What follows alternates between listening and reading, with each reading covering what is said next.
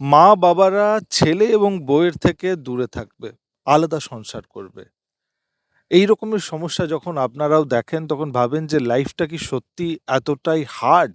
আর এতটাই হার্শ যেখানে যাকে আপনি বড় করলেন, যার সাথে আপনার জীবনের সমস্ত কল্পনাগুলো নির্ধারিত হলো, তাকে ভালো মেয়ে দেখে বিয়েও দিলেন বা তার ভাইস ভার্সা সে নিজেই যদি বিয়ে করে নিল এবং তার মতের মধ্যে আপনিও মত দিলেন কিন্তু এবারে সে বলছে যে আমি কিন্তু আলাদা থাকবো বা আপনাকেও লাগছে যে এই মুহূর্তে এত রকমের ভুল বোঝামতা হচ্ছে যে আমরা আলাদা থাকলেই ভালো।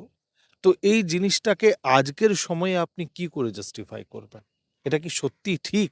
আর যদি এটা ঠিক রয়েছে তো ঠিকটা কিভাবে ঠিক? দেখুন, মা-বাবারা যখন ছেলেদের কাছে কোনো রকমের কোনো চাহিদা রাখে, কোনো রকমের কোনো ইচ্ছা রাখে, তখন সেই চাহিদার মধ্যে সবথেকে বেশি ইম্পোর্টেন্ট থাকে যেন সে সবসময় অতটাই ভালোবাসা আমাদেরকে দেবে যতটা আমরা তাদেরকে সেই সময়ে দিয়েছি যখন তার সঙ্গে সঙ্গিনী ছিল না। তার প্রত্যেকটা ভালো বোঝামতাকে আমরা অনেক প্রায়োরিটি দিয়েছি। তো আজকে যখন আমাদের প্রয়োজন আছে একটু বেশি আমার দিকে ভাবার, তখন সে কেন ভাবে না?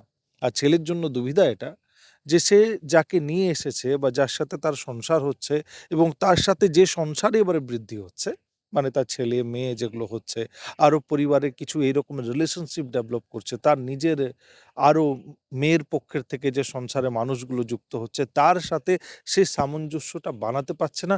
তার জীবনে বিভিন্ন রকমের সমস্যা এই ২ পরিবারকে নিয়ে হচ্ছে।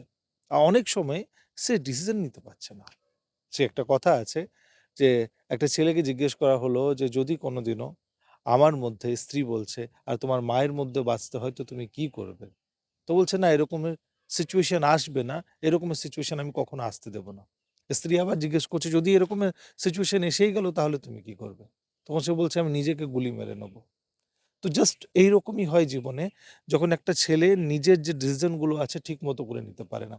যদি আপনিও তার মধ্যে এক হয়ে থাকেন বা এরকমের সমস্যা দেখছেন তাহলে এই ভিডিওটাকে একটু মনোযোগ দিয়ে আর ১ মিনিট শুনুন।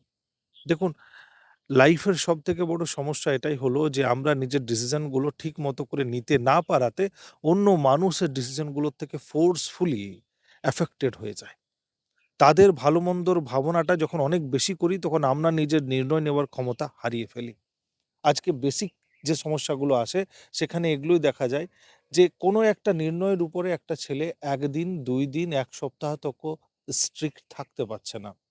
যে কোনো একটা ঘরের ছোট নির্ণয় হোক বা বড় নির্ণয় হোক, সেটার মধ্যে যদি সে নিজেকে সত্য প্রমাণিত করে এবং জিনিসগুলো ভালো করে দেখে সেই নির্ণয়ের উপরে থেকে গেল এবং প্রত্যেকবার নিজের স্ত্রীকেও বোঝাতে লাগলো যে আমি যে পথে হাঁটছি সেটাই ঠিক। আর যে পথে আমি হাঁটছি সেটাকে আমি কমপ্লিট করে তার রেজাল্টটা দেখব, তবে আমি মানব যে আমি ভুল। অতক্ষণ না আমি সেই পথ ছাড়ব না।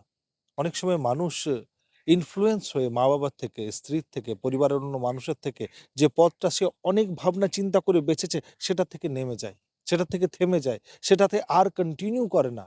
কারণ তার স্ত্রী বলেছে, "না এই পথে হাঁটো না।" কারণ তার মা বলেছে, "এই পথে হাঁটো না।" কারণ তার বাবা বলেছে, "এই পথে হাঁটতে গেলে তুমি হেরে যাবে।"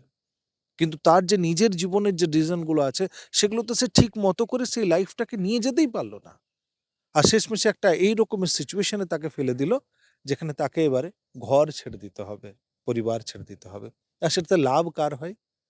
না সেই স্ত্রীর লাভ হয়, না মা-বাবার লাভ হয়, না সেই ছেলেটার লাভ হয়। তো ভিডিওটি যদি বুঝতে পারছেন তাহলে নিজের নির্ণয়গুলোকে ঠিক মতো করে নিতে থাকুন।